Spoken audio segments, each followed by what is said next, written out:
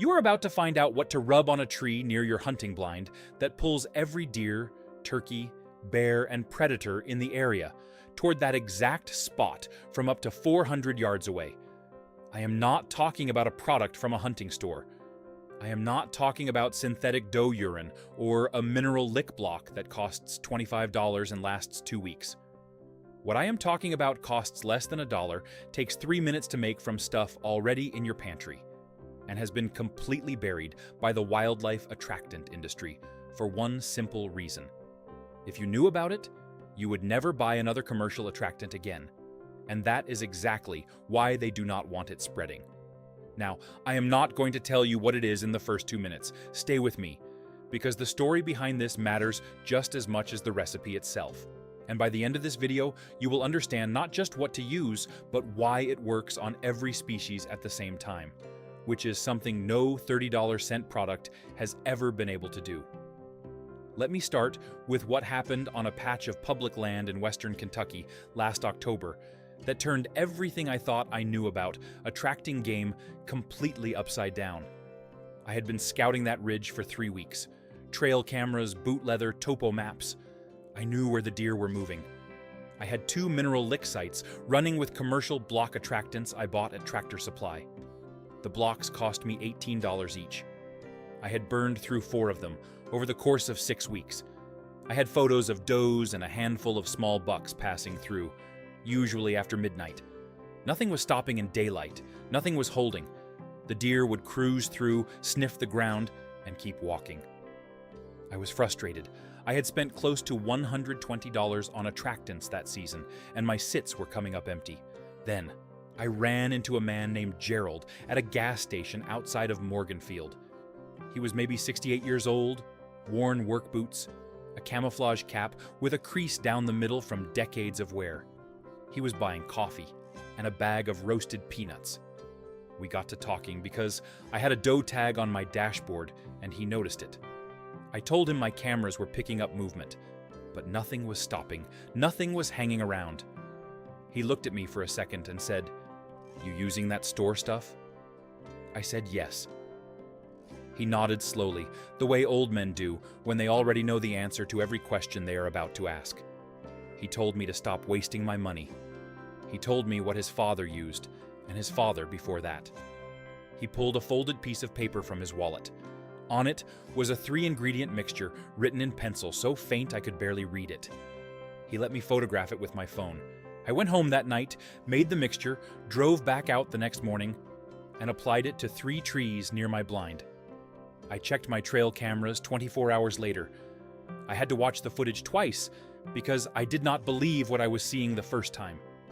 Deer, turkey, raccoon, opossum, coyote, fox, and a black bear, all visiting the same short stretch of trail within a 10-foot radius of where I had applied the mixture. 7 different species in 24 hours at one location. That is not a slow night on a game camera. That is extraordinary. And here is the part that really got me. The deer were not passing through. They were stopping, nosing the bark, staying for minutes at a time. A mature doe stood there for 4.5 minutes straight. A buck came in at 6:47 in the morning, daylight, broad daylight, and worked the tree for nearly 3 minutes before moving off. That kind of behavior is what every hunter wants to see and almost never gets with commercial products. The mineral blocks I had been running for 6 weeks did not produce a single daylight visit from a mature buck. This mixture did it in under 24 hours. I went back to that same area 2 more times that season and repeated the test at 2 other locations, one in southern Illinois and one in eastern Tennessee. I ran 3 trail cameras at different angles at each site, same 24-hour window, same mixture, same application method. I will tell you the full results later in this video because they matter. But first, I need to explain what this mixture actually is, why it works, and why it has been quietly disappearing from hunting culture for the past 40 years. What you are about to make costs about 70 cents per application. 3 ingredients: roasted peanut shells, dry molasses granules, and anise powder. That is it. No synthetic compounds, no laboratory formulas, no proprietary blends with trademarked names on the label. Every single one of these ingredients has been in rural pantries across America for generations. And every single one of them does something specific and measurable to the sensory system of wild animals. Before I walk you through the exact recipe and the application method, I want to ask you something. Have you ever had a game camera location that animals walked right through without stopping? Yes or no? Write your answer in the comments right now. Because what I am about to show you is the direct fix for that problem. And I guarantee most of you watching have been dealing with it for years without knowing why it happens. Here is why this mixture works and why it outperforms every commercial scent product on the market. Let us start with the peanut shells, specifically roasted peanut shells.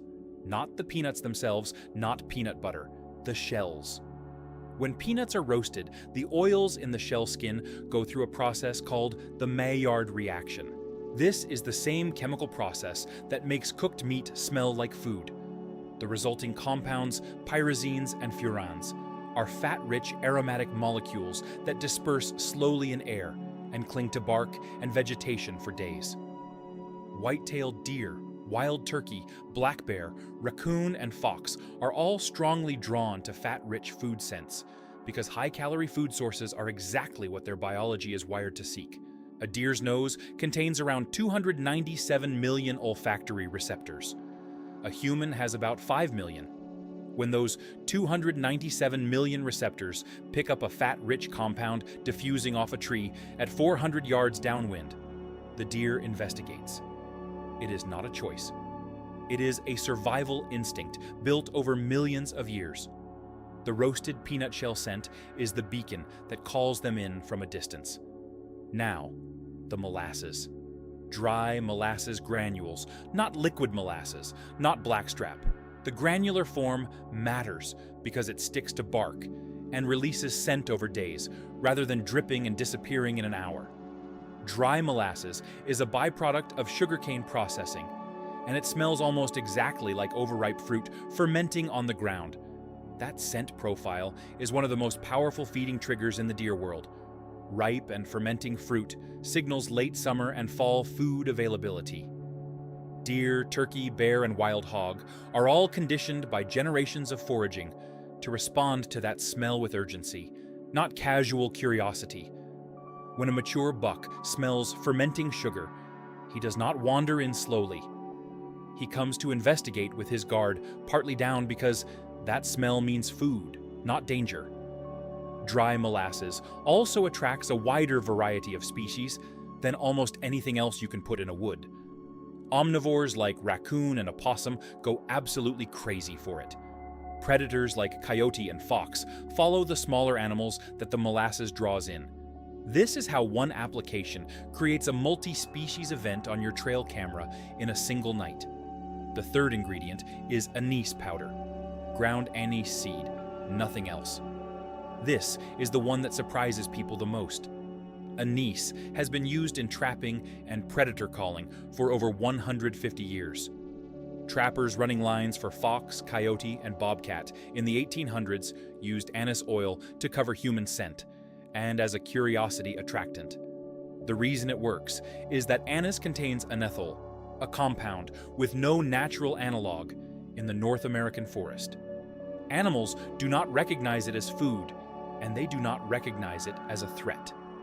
They are simply compelled to investigate the unfamiliar scent. Biologists call this neophilic investigation, the instinct to approach and examine something unknown in the environment. In prey animals like deer and turkey, this instinct is tempered by caution, but the combination of the fat-rich peanut signal and the fermented sugar from molasses tells the brain it is safe to approach. The anise keeps them at the site longer, working the bark, trying to identify and locate the source. That extended investigation is what shows up on your camera as a 4-minute nose-down visit instead of a 3-second pass-through. And this is the reason I want you to stay subscribed to this channel and hit the like button right now. Because this is the kind of information that took me years to dig up, Test in the field across multiple states and multiple species, and verify with actual camera footage. We are not selling anything here. We are not sponsored by a hunting brand. Every technique on this channel costs less than a few dollars and is built on generations of practical knowledge that the industry has done everything it can to replace with products. If that matters to you, subscribe and like this video so more people can find it. Now let me give you the exact recipe and the exact application method, because getting this wrong wastes the ingredients, and you will not see the results Gerald's family was getting for decades. You need 3 tablespoons of roasted peanut shells ground coarse. Not powder, coarse grind. You can do this in a cheap hand grinder or a food processor in about 30 seconds.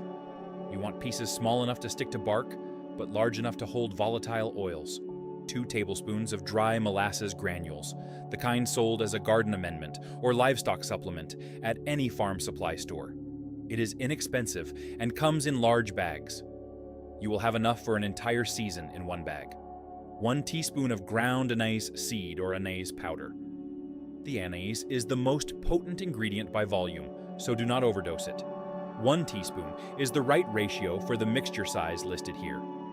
Mix all 3 in a small Ziploc bag and work them together until the molasses granules are coated with the peanut shell particles and the anise is distributed evenly. You will smell this the moment you open the bag. It is a strong, distinctive, slightly sweet and savory odor that carries well in open air. Application is just as important as the mixture. Find a tree at the edge of a game trail or near a known travel corridor. A rough-barked tree works better than smooth bark, because more surface area means more scent release. Rub a handful of the dry mixture directly into the bark at shoulder height on the tree, pressing hard so the particles embed in the crevices. Then rub another handful into the ground at the base of the tree and scatter a light dusting in a 3-foot radius around it. The ground application creates a secondary scent zone that nose down animals like deer and turkey trigger at close range. The bark application throws scent at distance on the wind. You are working 2 ranges at once with 1 application. That is why Gerald's family applied it this way. They figured out over decades of field testing what the commercial product companies figured out in their labs and then kept quiet about. Do not over-apply. 1 handful on the bark and 1 handful on the ground is the right amount. More is not better. Excessive application creates a scent wall that can make cautious animals hesitate at the edge rather than coming in. The goal is a scent trail that guides them to a specific point, not a blast of smell that stops them 30 yards back. The same principle applies in scent science as it does in cooking. A dish with too much seasoning is as useless as a dish with none. Now the reapplication window. In dry weather, this mixture holds scent on bark for 5 to 7 days. Rain cuts that to 2 or 3 days because the water-soluble molasses rinses off faster than the peanut shell oils. In wet seasons, reapply every 3 days. In dry fall conditions, 1 application can carry a site through most of a week of camera monitoring. Compare that to a mineral lick block that requires weeks to condition an area and costs $15 to $25 per block. Or a commercial attractant spray that dissipates in 24 hours and costs $8 to $12 per bottle. At 70 cents per application and a 5 to 7 day active window, the math is not even close. Let me tell you the full results from all 3 test locations. Western Kentucky, the original site where Gerald's recipe first stopped my trail cameras from being glorified motion-activated disappointment machines. 24 hours after application, 6 deer visits, including 1 mature buck in daylight, 4 turkey, 2 raccoon, 1 opossum, 1 fox, and a black bear. Total unique animal events in 24 hours at 1 10-foot stretch of trail. 15. The week before, the same cameras had logged 4 events total in 7 days with commercial block attractants running. That is not a small improvement. That is a transformation of the location, southern Illinois, a different property, hardwood flat near a creek crossing. I had never run cameras there before, so I had no baseline with commercial attractants. Applied the mixture at 7 in the morning on a Tuesday. Checked cameras Wednesday morning. 11 deer, 3 turkey, 2 coyote, 1 fox, 4 raccoon. One of the coyote visits happened 18 minutes after I left the area, which tells you something important about the speed at which this scent travels and triggers investigation behavior. Eastern Tennessee, ridgeline near a saddle crossing. One of the most pressured pieces of public land in the county based on the boot traffic I saw going in and out. Pressured deer are notoriously difficult to pattern and even harder to hold at a location. Applied the mixture Friday evening. Checked Sunday morning, 48 hours later. 9 deer, one of which was a shooter class 8-point that stood at the tree for 6 minutes at 7:22 in the morning. 6 turkey in one group. 3 raccoon, 2 opossum, 1 red fox. On pressured public land where mature deer are among the most suspicious and educated animals in North American hunting. 6 minutes at a tree in daylight. That does not happen with synthetic scent products on public land. It just does not. Now, I need to address the legal question because it comes up every time I talk about attractants, and it is important. Rules around baiting and attractants vary significantly by state and by season. The mixture described in this video is not feed in the traditional sense. It contains no whole grain, no corn, no salt block compounds that most states specifically define as bait. However, several states have broad baiting prohibitions that could apply to any substance placed in the woods to attract game for hunting purposes. As of the time this video was made, this type of non-feed scent, attractant used for observation and scouting purposes, is legal in the majority of states. But you need to check your specific state regulations before using this mixture during any open hunting season. Some states, including several in the Southeast and Midwest, have expanded baiting restrictions in recent years, particularly in areas with chronic wasting disease management zones. Others have zero restrictions on attractants used for trail camera observation outside of hunting season. Know your regulations. The title of this video mentions this being banned in certain states, and that reflects the reality of how patchwork and inconsistent attractant laws are across the country. In some states, putting anything in the woods that draws animals is prohibited during season. In others, you can run a pile of corn 30 yards from your stand legally. Check your state. Do not guess. What Gerald told me in that gas station parking lot outside Morganfield changed the way I approach every single hunting property I walk onto. For 3 seasons before that conversation, I had been doing what the hunting industry told me to do: running mineral blocks, spraying doe urine, hanging scent wicks with synthetic estrus scents. I spent close to $400 in 3 seasons on attractant products, and I had mediocre results. One season with this 70-cent mixture, and I had more daylight mature buck encounters on camera than in the previous 3 years combined. The hunting attractant industry in the United States does roughly $600 million a year in retail sales. They sell you the idea that wild animals need something complex and scientifically engineered to bring them in.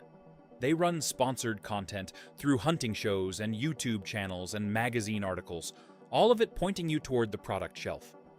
What they will not tell you is that the olfactory system of a white-tailed deer evolved to detect exactly what this mixture offers: concentrated fat, fermented sugar, and an unfamiliar compound that triggers investigation.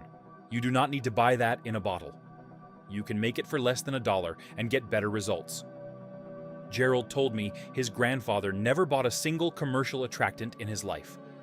He fed his family off public and private ground across 3 counties in western Kentucky for 50 years using techniques like this one. His grandfather knew which plants deer preferred at which time of year. He knew how to read sign. He knew what smells triggered what behaviors. And he passed that down. Gerald is the last person in his family who uses it. His kids hunt with high-dollar optics and expensive calls and store-bought attractants, and they do just fine. But they do not have the results Gerald gets. He still takes a mature buck every season. He still sees game on demand. He does not have a single trail camera. He just knows what works and why. That knowledge almost disappeared with his generation. The commercial industry did not suppress it through conspiracy. They suppressed it the same way any industry buries something it cannot monetize. They just stopped talking about it. They pushed their products through every channel that hunters pay attention to, and the old knowledge faded into the background noise. The guys who knew it got older and stopped sharing. Younger hunters never asked because they had product aisles to walk through and YouTube ads to watch. But the knowledge survives if someone bothers to collect it and test it and put it in front of people who are willing to try it. And here is one more thing worth saying before we wrap this up. The reason this kind of knowledge matters, beyond just filling a freezer, is that it reconnects hunters to the land in a way that product dependency never can. When you understand why an animal does what it does, when you understand the biology behind the behavior, you stop being a consumer and start being a woodsman. That shift changes everything about how you hunt. You start reading sign differently.